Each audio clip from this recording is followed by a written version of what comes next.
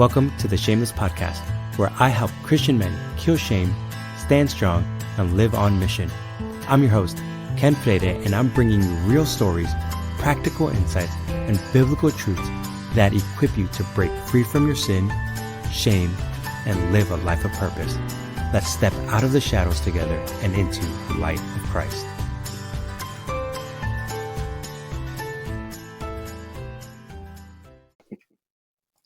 All right, welcome back to another episode.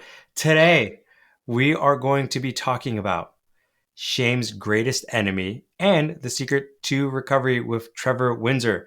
Now, Trevor, I'm super excited to have you because you are a licensed pastor and a pastoral sex addiction professional, right? Through, if I remember correctly, the International Institute of Trauma and Addiction Professionals, correct? Mm-hmm. Sweet. You also have a bachelor's in psychology from Corbin University and a master's in ministry and leadership from Western Seminary. Trevor, you are a podcaster and a communicator who is passionate about integrating trauma and addiction healing with spiritual disciplines to produce holistic healing. Dude, this is going to be a fun conversation. And I think your personality and my personality, I think we probably need to not go crazy as much, but it's going to be a lot of fun. Yeah, I'm with you, dude. I mean, I was coming in today, I was thinking by the end of this, you're going to ask me to co-host your podcast with you. Like, that's the vibe I'm feeling. So that's what we're going to do. Too much fun. We're going to be co-hosting and we're going to get canceled. This is going to be great. All in one episode. Let's do one before we do the other. Let's do one before the other. Yeah. Sounds good. Okay. Well, Trevor, man, before we jump into this, tell the audience something fun about yourself.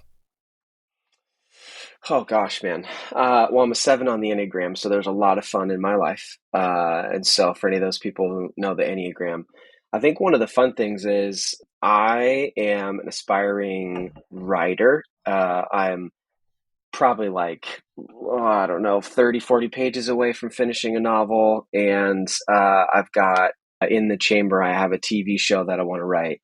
And so, yeah, I've got all this like ministry nonprofit experience, but at the same time, I love books and I love movies and I want to be in both. So, yeah, I'd say that's fun. That's awesome, man. I love it. It's too bad that you decided to quote the Enneagram because we're going to have to cancel this episode now. But after that, we're fine. Oh, we already getting canceled. Okay, perfect. Perfect. No, dude, that's great. That's great. Okay. So don't forget about me when you become famous and you write your book. That's all I'm saying. And your novels and everything. I mean, you're one to talk. You've got your, other shows you're a part of too. So let's not get too ahead of ourselves here.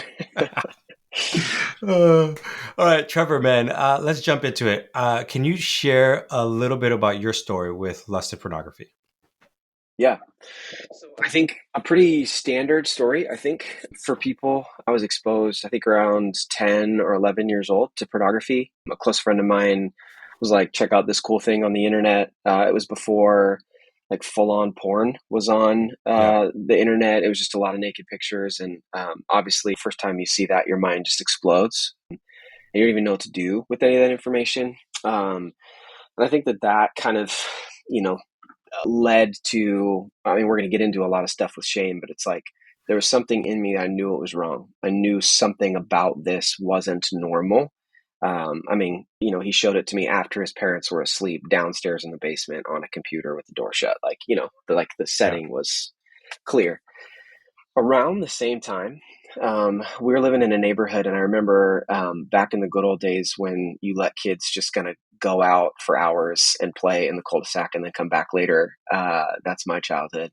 I remember hearing the F word for the first time from a friend, and later that night, and it's so interesting to me how seared this moment is in my memory. I remember I was laying on our couch out in our living room. My parents were tucking me in. I have no idea why I was sleeping on the couch that night. But I asked my parents about this word that I heard. And the immediate response from my mom was, "Oh, honey, we do not say that word in this house." And so what I didn't know at the time is that immediately I felt shame around the topic of sexuality because I find out what this word means. But the first reaction is like, whoa. Like, no, we don't talk about that. Don't say that word. And so for me, that just kind of created this space where my parents aren't safe. This is not something that we can talk about in the house. And, that paired with being exposed to pornography around the same time, like, okay, this is something that's now secret. And my house is not a safe place to explore this topic. Yeah. Dude, I remember the first time I confessed to my parents, especially my dad, that I had masturbated.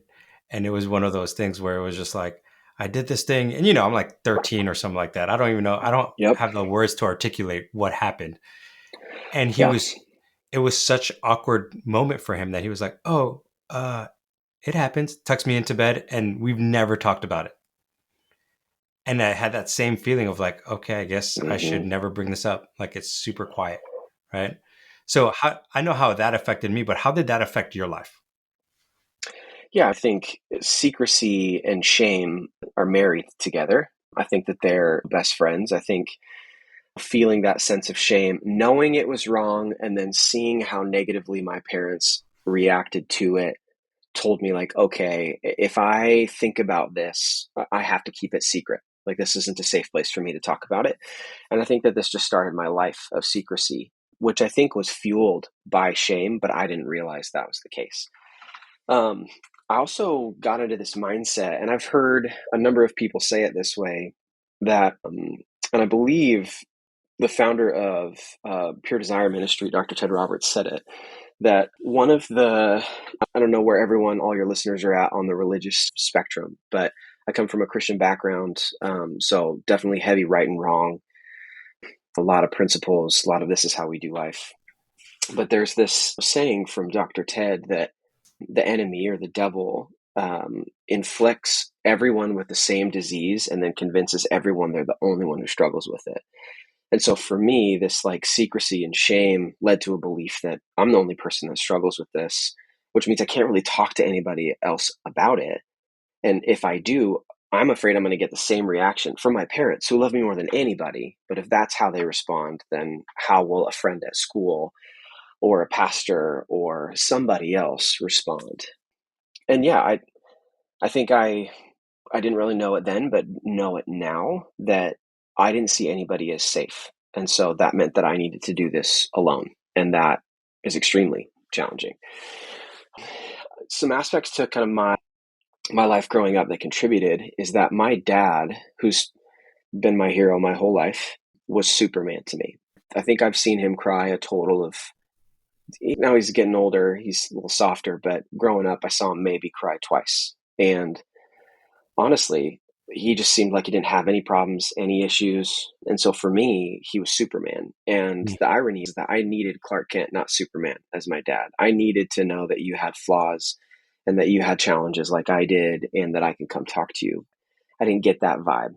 And so for me, the person I looked up to, I was afraid of judgment. I was afraid of rejection. And I think for me, seeing that picture of who my dad is, it's like, well, I'm never going to get there. But if I want to get there, I have to pretend or I have to keep secrets in order to do that. Because clearly my dad doesn't struggle with any of this stuff, which of course is not true. Everyone struggles with something. Um, Growing up in the Christian space and in the church, there's a lot of emphasis on accountability and repentance. And so spending time getting up the courage to then repent or ask for accountability, you get the like, oh, if you lose your virginity, it's like, oh, well, you're no longer a virgin. Your marriage is ruined, basically, is the message that you tend to get. And for me, I guess basically the tactics or the tools people would give me to try to break free from it are just try harder approaches. Like, you just need to like spend more time reading the Bible, or you just need to pray. If you're tempted, just pray really, really, really hard, and then it's going to go away. It's like, that stuff never worked. And so for me, that just started a shame cycle of people I trust and love are telling me this is going to work. I try to do it. I can't do it, which means I must not be good enough. And so I already have shame from the struggle itself, but now I've tried to break free from it and I have shame even more. And so it's this double shame that just is this spiral. And so for me, this created, I don't think I was ever in a space of, self-harm or suicidal anything, but there was definitely a hatred of myself that played out.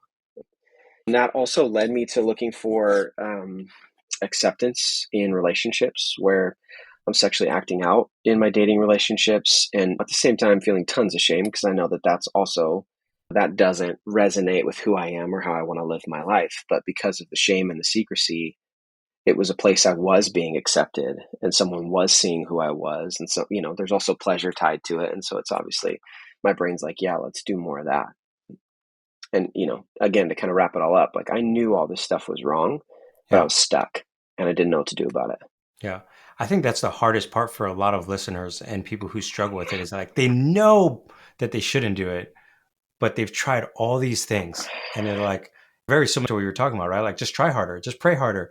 Let's do Mm-hmm. all these behavior modification stuff. I remember one counselor was like, just put a rubber band on your wrist, and every Yeah. time Snap it. it's just Yeah. snap it. I'm like, that's the dumbest thing Yeah. I've ever heard. Like I didn't do it. I was like, how's Yeah. that supposed to? But with people like that, for you specifically, what was the breaking point, right? Because you had a lot of self hatred, a lot of shame, a lot of stuff going on. At what point were you like, enough's enough? I need a change. I need something different. Yeah. I'd love to say that it was like this beautiful moment of, like King Saul when he like comes to his senses in the wilderness and like, all of a sudden it's this beautiful moment of self-actualization. And it wasn't. It was, I was a youth pastor in Salem, Oregon, and I had parents come to me saying their kids were sexting each other. And they're like, Mm, what do we do? And the joke that I always say is that as a good leader, I did the right thing by saying, I have no idea, but I'll go figure it out. And so for me, that led me to pursuing resources that I had heard of. And that resource was Pure Desire Ministries. I had some family working there at the time, went to an event thinking I'm going to get resources to kind of help my students and help this ministry and, help other people.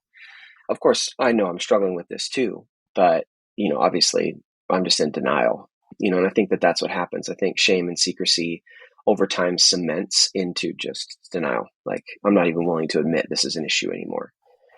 So I go to this event and it was interesting because the event's up in Washington. I think some guys from Canada who were in Pure Desire groups came down, and so recovery groups, they came down and we're at this event. I don't know these guys, but watching them interact and watching them talk to each other in the breaks and the way they're talking about their relationships, the way they're talking to each other and relating to each other, there was something so interesting and so attractive about it. And I'm a detail person, and so it actually drives me nuts that I can't even remember what exactly it was. There was just something about these guys, the way they were relating to each other. It's like, what's that? That's interesting to me. I want some of that.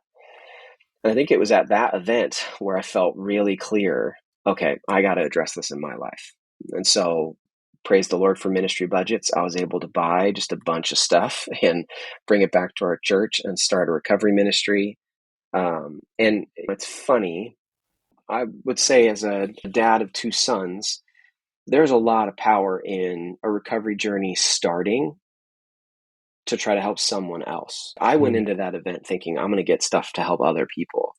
And then the Lord's like, well, by the way, dude, you got some stuff you got to work on too. I think that that's a great way.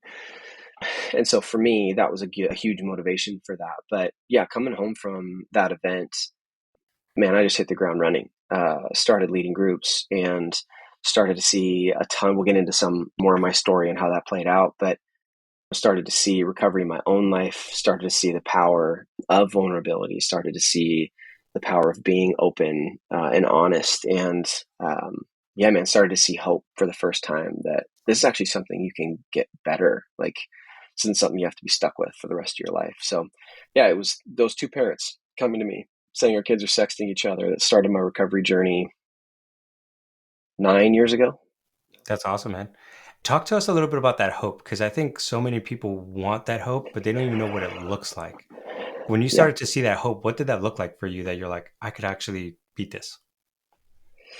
I think it was when I started to see clarity around my story. I Mm, started to understand why I was doing what I was doing. That's one of the things I'm so passionate about is it's not just read your Bible more, pray more, serve more, just pursue God more, do more spiritual things. You have to figure out why you're doing what you're doing. It's almost like saying your car is making this really crazy sound. So instead of opening the hood and trying to address what's going on, just keep driving, keep doing what you're doing. turn It's up going the to get music. better. Right. Seriously. Yeah. Not that those are ill-intentioned, perspectives. I think that there's a lot of merit to those things, but when it's just that, and you're not really addressing it, I think that that's the. I started to see I grew up in a pretty rigid and disengaged home. I was trying to do a lot of behavior modification, and I wasn't addressing the pain and difficulty in my life that had pushed me to sexual addiction, sexually acting out, pornography, whatever it was. I didn't realize where the problem really started. And so for me, when I figured that out, where I was like, oh, it's not just like put all this accountability stuff on my computer and on my phone or be honest whenever I can. It's figuring out, why am I even going to those things in the first place? And that is when I first felt hope. That's awesome, man. And it's interesting that you talk about it because I talk a lot about getting to the roots of stuff, right? And you're talking about finding out the why. Why do you do this? Why what happens?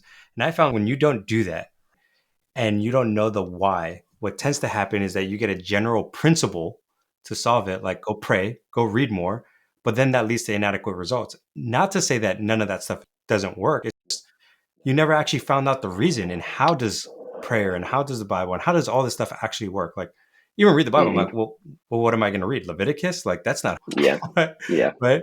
Right. It's finding those things. So, what I would love to hear from you is as you started to find that hope, you mentioned something earlier about vulnerability and vulnerability Mm-hmm. playing a huge role in your recovery. Walk us through how did that actually play out? Yeah. So it was in the first group that I led, and I've told this story a couple of times, but I would just say, kind of going into my first group, I had handpicked 12 guys from the church who I knew would be committed, who were interested, who had expressed interest in being in the group. Man, like that by itself, the Lord showed up in incredible ways, and that was super helpful for me. Even in my story, I tell this story. There was a guy on staff at Pure Desire that I was trying to text to let him know, hey man, we're starting these groups. I'm really excited. Well, I texted the wrong guy, same name, wrong guy. And he texts me back and he's like, sorry, I think you texted the wrong person. And I'm like, oh, my bad, man. I'll let you go. Like, thanks. And within seconds, he texts me back, kind of a snarky, sarcastic, like, well, maybe someday I'll be cool enough for you to tell me what this is. I'm like, all right, bro, you want to know what this is? Here's what's up. We're starting this group, dealing with sexual addiction.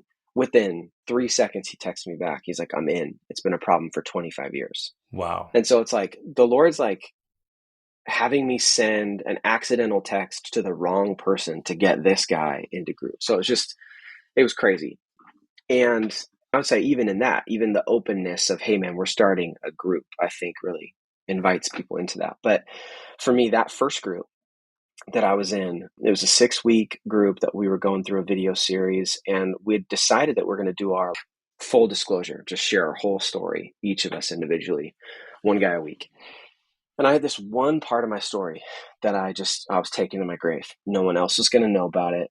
And it was just like me and God and maybe one other person. I had a same sex experience with a guy when I was in that like 10, 11, 12, the exposure, shame, all of that. And to me, I hadn't told anybody about that. And I remember sitting in that meeting room, holding the piece of paper, reading my story, and I just started shaking because it's like I'm Oh, so yeah. nervous. I'm so afraid of rejection. And yeah, I mean, the Lord met me in that moment. I continued and told the story. I get to the end of my full disclosure, and two of the guys, one of them turns to me, the other's across the table. They both lean in and they're like, "Me too, man. I have the same experience when I was a kid." And I've described it in different ways, and some people have made fun of me for it, but I feel like on a hot day, like what I felt in that moment is that cold water was just poured over my head and onto my shoulders. Like I just felt relief. And the best way to describe it is I think the shame just started to drip off. Yeah. And man, I can't tell you how integral that moment was into my own story. Because unless I was met with shared experience, understanding, and grace, I never would have told another soul about that. But, and it's funny, I hadn't even written this in my notes, but years back, I was asked to speak on, there's a couple different passages in scripture that talk about it, but the idea of like bearing one another's burdens. And the Lord gave me this just phrase that I have to share in order for you to bear my burden.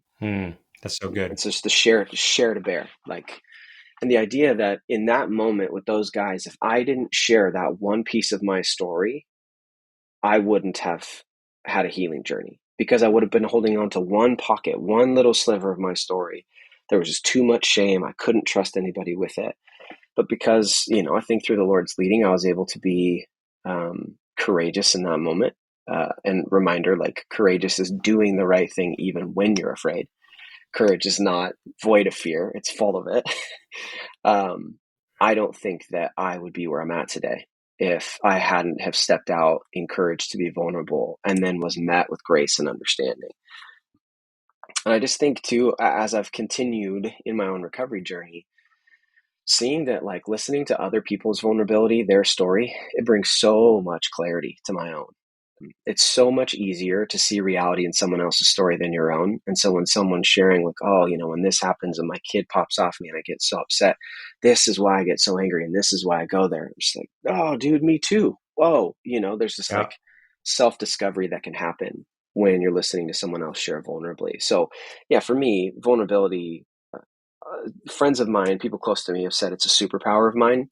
It's not a superpower. It's just a muscle that I've developed over time, because I've seen the value that it has for me, and I've seen the way it can create pockets and cultures where true healing and transformation can happen, because it can't happen without vulnerability. Yeah. 100%, man. And, even when you were talking about like share to bear, right? And those people met with you, I'm also thinking about all those other guys that all of a sudden they opened up and they're like, that's the first time Mm-hmm. they got that cold water Yep. poured on them. And they're just like, someone Totally. understands. And this is why I love doing the podcast, is like, let's just get that stuff out there. Like, people need to Yep. know, like, it happens and it's sinful, it's wrong, right? Like the things that happen, right? But like in it, there's so much grace. There's so much that God says, regardless of what happened, I'm going to be Mm-hmm. there to show you that I'm bigger than anything that's ever happened to you. Another thing too, and this is, I think, important for people to hear. A couple of weeks later, there was a guy who was in another one of the groups who, for his entire, he was 50s, 60s, so an older guy. No shame. 15, 60 doesn't make you old. It's just he's older than I was. He asked me to go out to lunch, and because he had heard that I had had this experience and that I had shared my story, he shared with me that he had struggled with same-sex attraction for almost his whole life, and sexually acting out and pornography and all of that.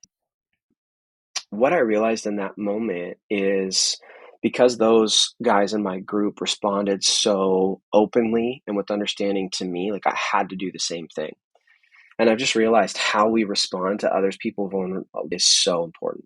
Because if we respond even with like a fraction of judgment or surprise, or just not compassion or curiosity, man, it shuts people down and they may never share again. And so I saw how my vulnerability, and I was just doing what I thought was right. I wasn't trying to change anybody's life or the culture. I was just doing what I thought was my responsibility, to being honest. And I saw that it opened up other conversations and other people's vulnerability. And so I would just say, and it's something I may say again on our time, it's just that own vulnerability can unlock healing for other people. Yeah, 100%, man. I have found that in my life. I mean, Mm-hmm. when I was in ministry quite regularly sharing my story of sexual abuse and healing, I cannot tell you how many guys would text me or email. Like, they wouldn't do it in front of the group, but like they would text me or email Right. me like, I have the same story, and they're like crying, and like so many men who are like, I've never shared this with someone. And I remember, this is a story that I've shared in the podcast, but I remember having a bad counselor who I shared my story with. And this actually almost caused me to commit suicide, because I shared my story. Mm-hmm. And then he just totally was like, well, I think you guys were bored. He was trying to justify everything. And I had that same moment where you were like, I'm just sharing. I like, dude, I'm crying. I got snot everywhere and it's just like Yep. miserable. Got the butterflies, all the whole nine. And I just remember thinking, I went to this one Christian counselor and I was met with kind of like rejection or dejection a little bit of just Hmm. like, this is Right. not what I needed. I'm like, if this guy can't help me, no one can help me. And I almost committed suicide. If it wasn't for God intervening, Mm. it, I would have died that day, and it was just a miracle that I'm here, now 20, 30 plus years later from that Yeah. situation. But I remember then when I was vulnerable with another counselor and he showed me like the Hmm. grace and the mercy. Man, I, Yeah. I remember this. I remember when I shared my story, I was like, this guy's going to reject me like the old counselor did. Hmm. I look up and he's crying and he comes to me and he just holds me. And we had like a Hmm. 45-minute cry session. I was like, oh, I'm like snotting all over his dress shirt. And I'm just like, but it was the first moment that I felt the relief of like, I think I could beat this. I one of the things, the fun fact at the beginning about writing, I have a book in me about and this is another, I'm claiming my spot on another episode of your podcast because this is something Done. we need to talk about, is our discomfort with other people's pain and suffering causes us to try to find quick solutions. And oftentimes that looks like I'm just trying to solve your problem, but there's this ugly undercurrent of my discomfort is coming out. And so I think of that first counselor who, if there's a way that I can just silver line this, or I can wrap this into a pretty bow and just make sense of it super quick, then we can just move on. Then we don't have to sit here in this mess. When in reality, all you needed was that dude to sit next to you for 45 minutes and embrace you and cry with you and just be with you. And he didn't solve any problems, but he unlocked something new just by doing that. And so I promise this book will be out in the world at some point, but I think that topic needs to be addressed more. Is just that, I think especially coming from religious and Christian circles, like we try to keep things so clean and tidy when nothing about life is clean and tidy. It is so messy, and it is so, man, my wife, it's in our bathroom. I don't know if you've read Dane Ortland's book, Gentle and Lowly. And the book Dane talks about how, um, you know, God doesn't check in and out of our brokenness like a hotel. He takes up permanent residence there. And it's something, I don't think my wife's doing a passive aggressive play or anything, but she just has the book, sitting in a basket. And I've been thinking about that line, dude, the last few days, like just that God's not afraid of how messy my life is. He wants, I mean, for crying out loud, like Jesus came down into the mess of humanity to show how much God wants to be present with us. And I think that that's so important.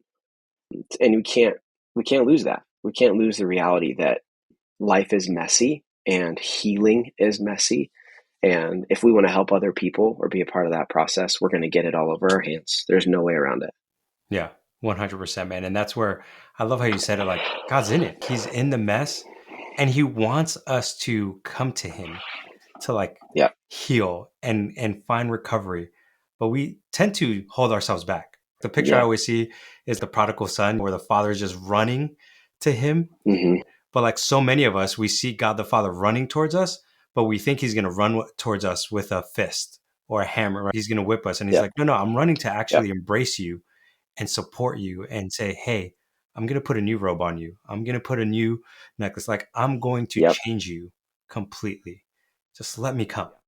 Right? That's the perfect passage too. I think Tim Keller says, if scripture were a lake, that Luke 15 is the one area of the lake that's so clear you can see all the way to the bottom. Mm. And if you remember, the prodigal son is rehearsing. He's like Oh, yeah. thinking about, okay, how am I going to say this to my dad? How am I going to, like, and what's so great is the father's just like, shut up already, dude. Like, let me talk, and it's so good, and even in the season I'm in right now, I'm dealing with a lot of shame and struggle with a job loss and an unexpected transition. I had a pastor of mine on Sunday, actually, this past week, say to me that God doesn't need my gifts. He just wants me, the person. And I'm like, that sucks, dude. I'm like the prodigal son. I'm like, okay, I'm going to say this, and I'm going to do this, and I'm going to earn that, and I'm going to get his favor. I'm going to do all this stuff. And man, it takes conversations or moments like that where the Lord's like, dude, I don't need any of that. I'm just glad you're home. Come back in, put the ring and the robe on you. Let's slay the calf. Let's just devour this food. Yeah, let's not get too far off topic because Luke 15, we could just I spend the know we're rest of like the I'm like time here. we're going. Yeah, yeah. Okay, So, so let's get back on track a little bit. But that was good. That was a good tangent. Hopefully, that would be blessing people there. But mm-hmm, let's go back to something that you said earlier, where our accountability groups or groups we want to be vulnerable. But what would you say to someone who is afraid to share their struggles out of fear of judgment or mm-hmm. rejection? Yeah, I mean, here's the reality. That is a learned reaction. And this is just super unfortunate that we, in moments of vulnerability, we share and we get people who shame us. Shame on you. How dare you? How could you do something like that? And, dude, I'll just say this. My life is so different as a dad. Like being a parent, you find yourself saying things like that with the right intentions, Oh, but all the time. man, it is so lacking the tactfulness you need as this, you know, preparer of this heart, the shepherd of this small human being. And so I think that that's where the fear comes from is, whether it's, a mentor or a spiritual leader or a parent who like, I'm disappointed in you, or you should be ashamed of yourself or whatever. We learn that. The great irony is, though, is that shame can only be broken in relationship with other people. Hmm. Shame breeds secrecy, and secrecy means we run away from relationship, and that just breeds more shame. But the challenge with it is that without being open and honest with someone else, you can't hear what I did in that first group. Me too. Thank you, man, for sharing so much. Man, I've had the same experience, or I had never thought of it that way before. That's so good. Thank you for being honest. We can never hear those if we're not willing to overcome that fear. Maybe that's not a right way to say it. I wouldn't even say overcome the fear. It's in spite of it, you still decide to do the thing, the right thing. If you come from a Christian background, listener, like I do, I would have this thought often of, I know God accepts me, but I'm worried about his people. Yeah. Like, I know, like, vertically, like, I've got some struggles, but like, Jesus came, died on the cross for me, rose from the grave. Romans 10:9, I confess with my mouth and I believe that he's Lord. I'm good, Yeah. but I'm afraid of his people. And we often miss this reality. And I think we miss this on both sides, both as the person who's being vulnerable, but then also the person who's receiving someone else's vulnerability. Is that the way that we receive God's love vertically is done in a horizontal plane relationship with other people. And so without being vulnerable, without sharing, you can't have someone bear that burden or accept and acknowledge and come alongside you. I don't know about anybody else, who might be listening, but like, I don't ever feel like God's just grabbed the joystick and put me on autopilot and like did stuff for me. Like he's in and through it and so powerful and capable. But like, I have agency here. I have some responsibility. I've got some skin in the game. And so I think that we have to remember that the way God designed his love to be experienced on a tactile way is in relationship with his people. And so, yes, have we been hurt by other people? 100%. But I do believe that because of God's love and acceptance and forgiveness of us, we can have the courage to continue to be vulnerable with God's people.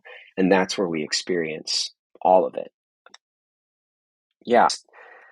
It's hard because there's not like at least in my mind, there's not a silver bullet of just do 1, 2, 3, and then there you go. Now you can be vulnerable forever. It's never. I would say this. I mentioned it earlier. People look at me and think vulnerability is a superpower. And like I said, it's a muscle. if you don't work out a muscle, even if it's really big, it's going to get flabby. It's going to get weak over time. You have to keep working it.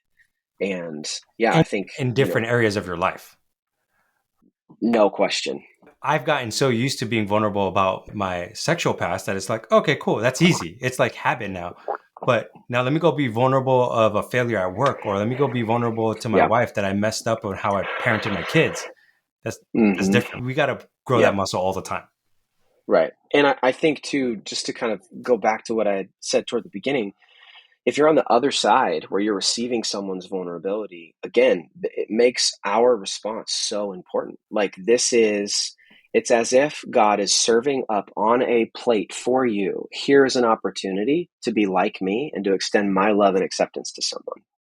When someone's open and honest about some of the biggest stuff that they've struggled with or fears that they have or whatever, man, if vulnerability gets shut down, that's where shame is just like, all right, game time.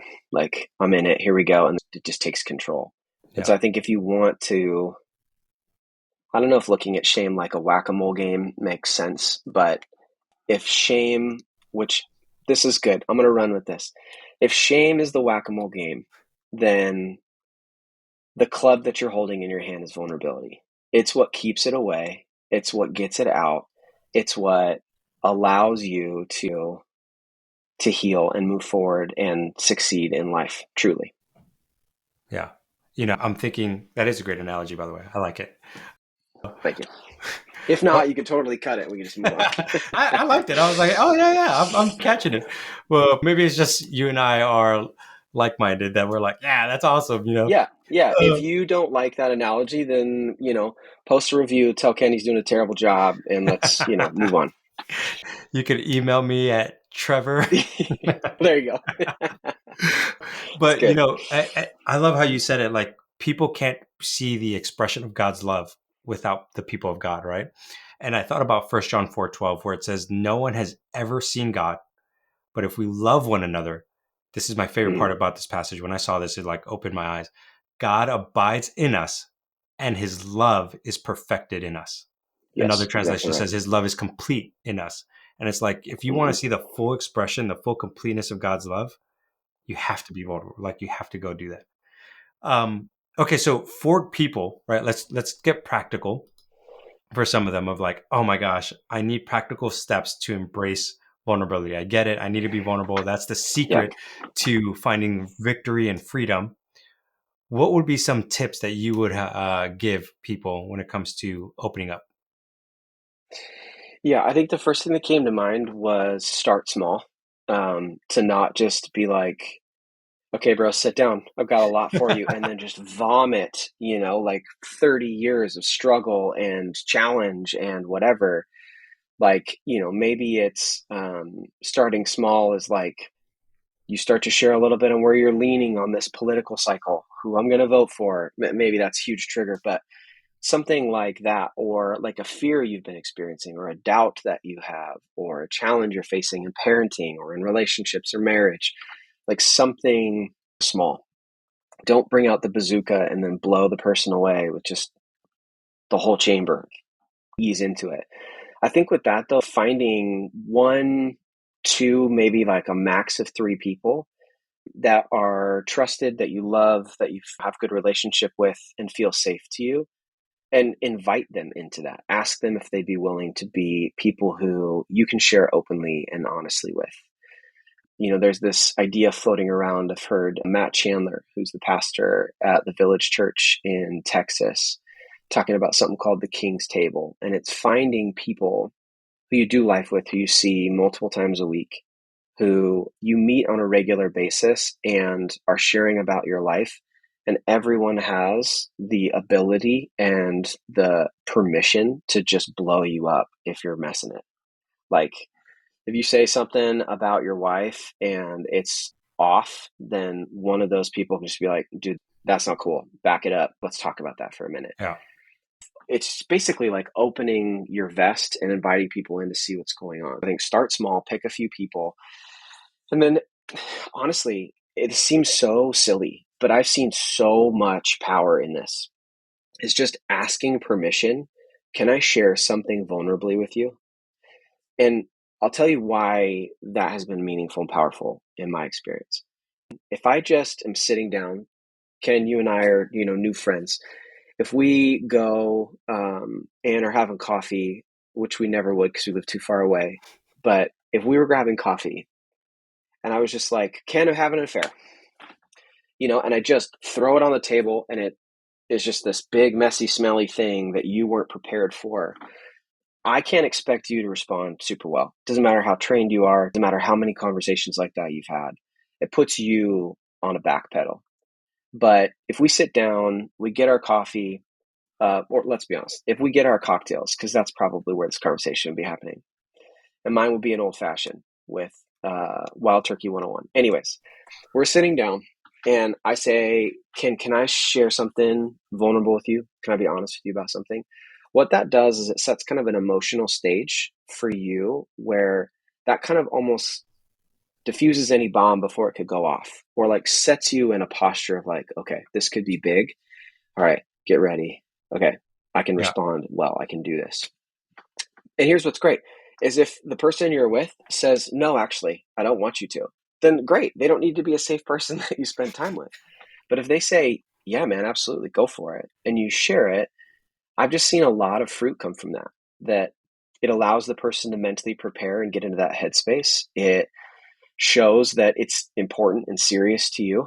And I think, obviously, as you're being vulnerable, that just creates more ability for both of you to have that kind of relationship. And so I think that that's really, really important.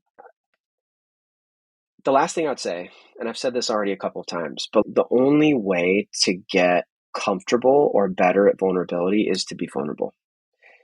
I've talked about being a muscle. I started doing CrossFit 6 months ago. And if I want to get fit and if I want to lose weight and I want to build muscle, I have to consistently do the workouts. And do they hurt? Yeah. Like at the end, are they great? Totally. But if I were to stop today and not work out for the next 6 months, I can't expect that I would get stronger over the next 6 months. I would get weaker over the next 6 months. And the same thing's true with vulnerability. The only way to keep getting better and to keep getting more and more comfortable doing it is to keep doing it. You build that muscle up and you have to maintain it. Yeah.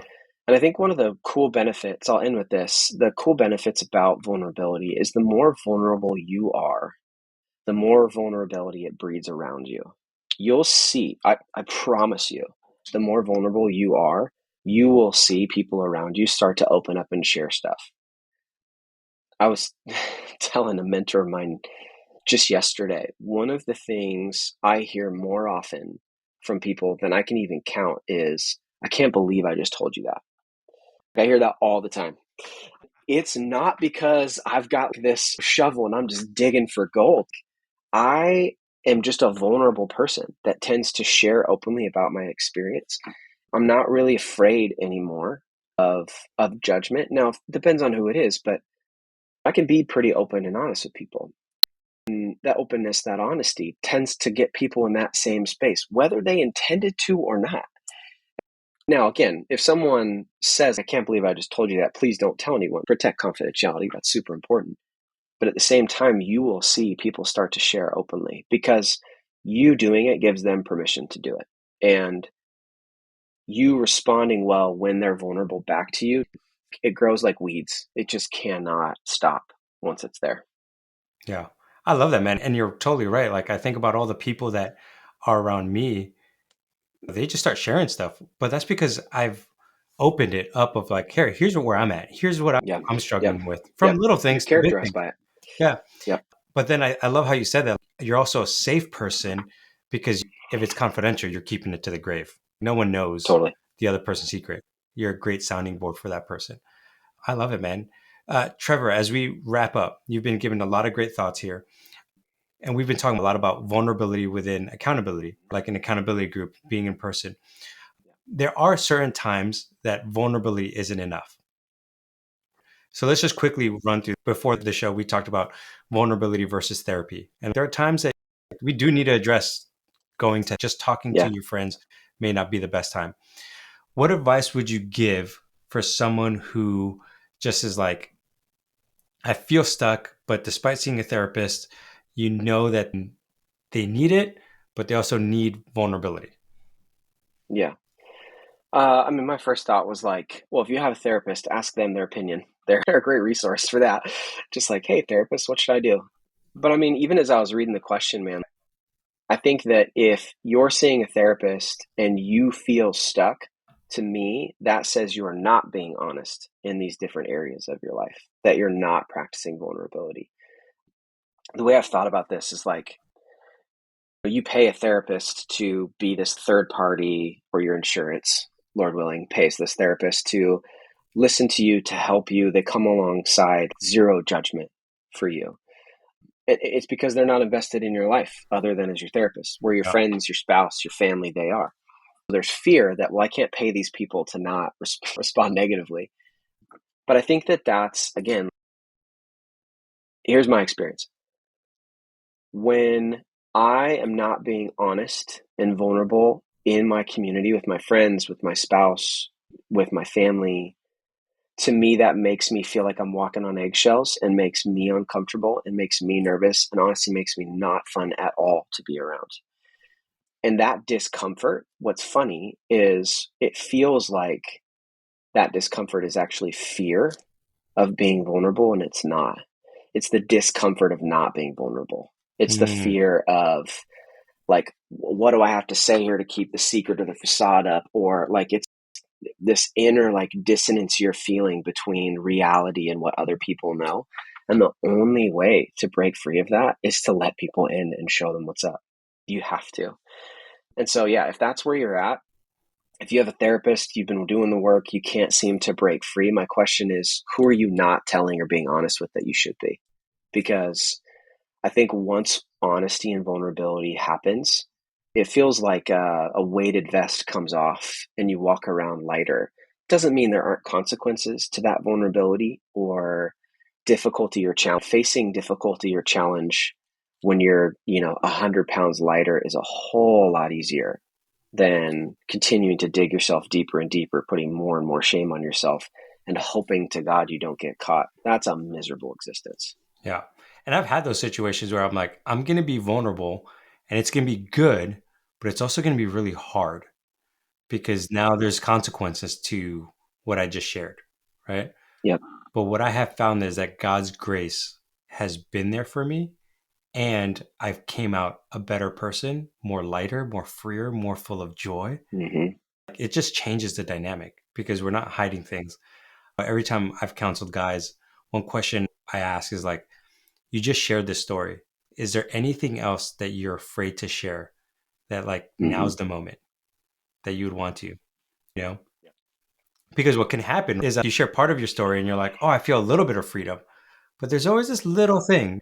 And time It's like a again, sliver of shame. a sliver of shame. And that's where the devil comes in. And I've told guys, don't let that sliver come in. This is a perfect moment. You've opened up one step. Let's take another step. Let's take another step. Let's keep going. Because you'll see like when you get that whole thing out, like the enemy doesn't have power. Like it's gone. No, And then you're like, it's the whole idea of the foothold. The yeah. foothold is gone. And then you could go, Trevor, man, we both know we could keep talking and keep Mm-hmm. going on this topic. But any final thoughts for those guys who are truly struggling and they're like, dude, I'm with you. I know I need this help. Any last Yeah. kind of final thoughts? Yeah. I mean, again, I think picking, one, maybe two people that are safe or that you feel secure with, I think that's like the first thing to do. And maybe one of those people is your therapist. That's great, dude. Like, it's better than just continuing to drive the car when you know it's a mess. Just take it into a mechanic. A therapist is a mechanic for your soul. Just take them in. So I really do think practically just find one to two people that you can be honest with, that you can share, and you start practicing. Dude, that's the way you get better. And what's cool is the more you practice vulnerability, the better you are at dismissing shame when it pops its head up. And, go back to it, like, you know, use the hammer of vulnerability to like keep shame down. And I can't speak more highly of communities that are characterized by vulnerability and openness. Those are the healthiest ones. And if you want to be a healthy person and you want to be in a healthy culture or create a healthy culture, man, it starts with being open and honest and vulnerable and doing it in a safe community. And honestly, dude, that's how I think the church is going to change the world. I think the church doesn't change the world just by pontificating about biblical truth. I think, as you said earlier from John, that when we're embodying what it looks like to be like Jesus, to sit in the mess and muck and to say, thanks for sharing. We're so sorry. How can we help you in this season? That's how we change the world. I love it, man. Trevor, for those of you people who were like, Trevor's awesome. He's way smarter than Ken, which is partly true. Yeah, they're like half and half, depending on the day. Sure. Yeah. But if they're like, man, I really enjoy Trevor, I really enjoy his insights, what's the best way to follow you? Dude, for real, I'm not on any of the socials. LinkedIn's the only place I am. Just Trevor Windsor. And you can put that in your show notes if you want. Yeah, social media is not the place for me. I like being off of that stuff. But yeah, I mean, for a long time was a part of Pure Desire Ministry and was the host of that podcast. And I would just say, if you want more stuff on recovery, sexual addiction, that kind of stuff, even the other side of betrayal trauma, just go check out the Pure Desire podcast, hook up with them. But yeah, man, they don't need connection with me. If you want to put my email in the show notes, they can reach out. Yeah, I'm just a dude who's trying to do the right thing day to day and hope I change the culture around me. Awesome. Trevor, thank you so much. And for those of you who are listening, I want you to just take one thing that Trevor said. He's given a lot of great nuggets, but take one thing and say, you know what, I'm going to take a step forward. Find that one person that you know that I could just share a baby step with, right? With that, I want you guys to keep doing what I say every single time at the end of the episode. Kill shame, stand strong, and be on mission. Hope you guys have a great day, and God bless. Thanks for joining us today. If you found this episode helpful, make sure to subscribe and leave a review. Remember, killing shame isn't just about breaking free from the past. It's about walking boldly into the future God has for you.